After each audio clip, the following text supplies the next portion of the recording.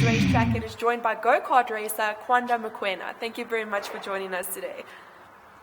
Kwanda, so most boys your age have a sports story about rugby or soccer or cricket, and yet you have this amazing story about go-karting. So tell us about how you got involved in this sport exactly and what the appeal was of go-karting for you. Well, I've always been in love with motorsports from a very young age. I used to have I had an uncle named Chopsipika who used to race.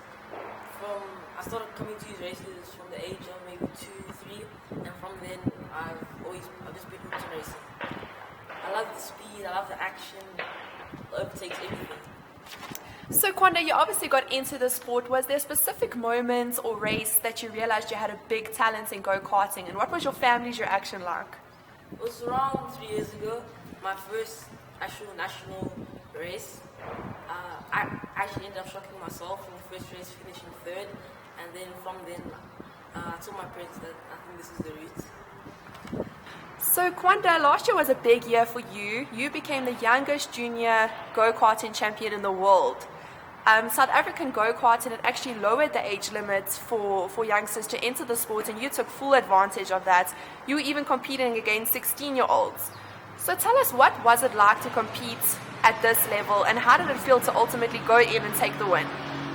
Well, it was very difficult. I had to put in lots of practice, lots of laps. I was quite intimidated in the beginning, going against people who have been in this for a very long time, lots of years. So that just pushed me a little harder to do more practice, more laps, and coming towards the end of the season and knowing that I'm leading the championship, but I just had to win 2 more races, it was crazy knowing that it was my first year in a big kart. So when I was told that I won the championship, I was over the moon and couldn't believe I had done it. Did the age difference ever intimidate you or not? Yeah, it did quite a bit, knowing that I was the smallest driver there. I had to be a bit cautious around the other drivers. Are a bit aggressive, but just gave me that little push.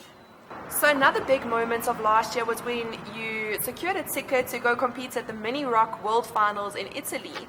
So just tell us more about that international experience and what you gained from competing against the world's best. That was very difficult. You can't compare them to what we have here. They race every weekend. Here we have maybe a race once a month.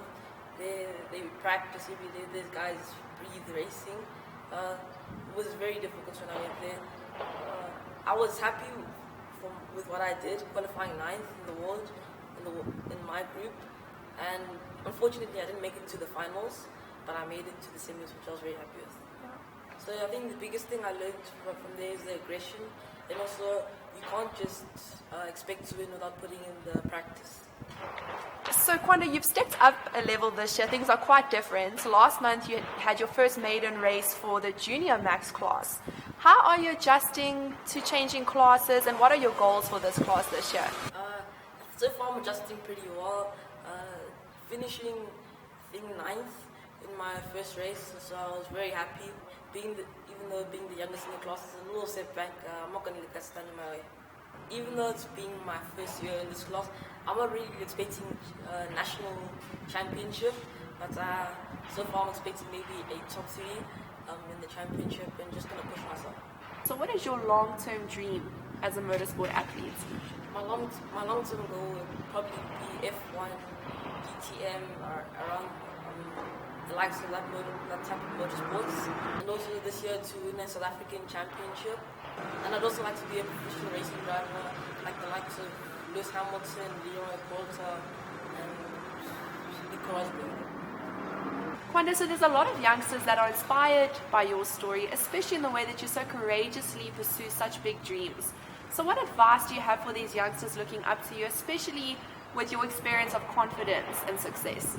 I'd just say never give up, keep your mind on one thing, and put the practice in. Don't let age stand in your way. Never be intimidated by people who are bigger than you, older than you.